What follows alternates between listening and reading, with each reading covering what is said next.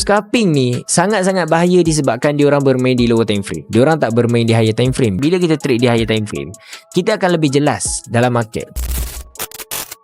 So bila kita tengok di high time frame, potentially kita nampak dengan lebih jelas sebabkan kat M5, kat M50 kita tak pandang dah benda-benda lepas ni. Okay, kalau kita tengok H1, kita zoom out, baru kita nampak bigger time frame cakap apa, bigger time frame direction dia apa, nak ke mana dan sebagainya. So kalau kita tengok H1, kita nampak kat sini potentially support ni dah breakout, dah pecah. So at least kita expectkan untuk dia just ambil order dekat atas and then suddenly membuat satu push yang besar ke arah bawah. Disebabkan apa? Disebabkan confluence daripada support yang dipecahkan.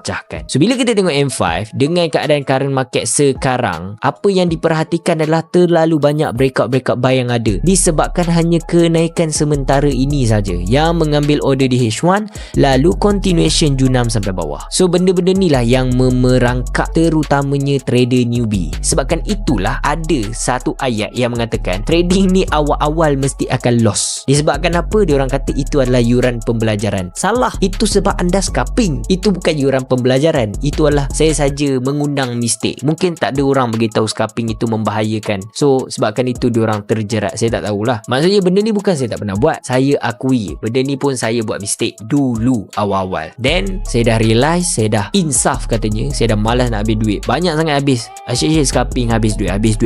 Sampai bila nak habis duit? Kita nak trade untuk gain profit, betul tak? So jangan habis duit. Benda-benda yang membuang duit korang elak. Simple as that. Kalau korang trade, korang tengok apa style korang trade, betul ke tak, benda tu yang kena ubah. Kalau korang masih tak grow ataupun masih loss.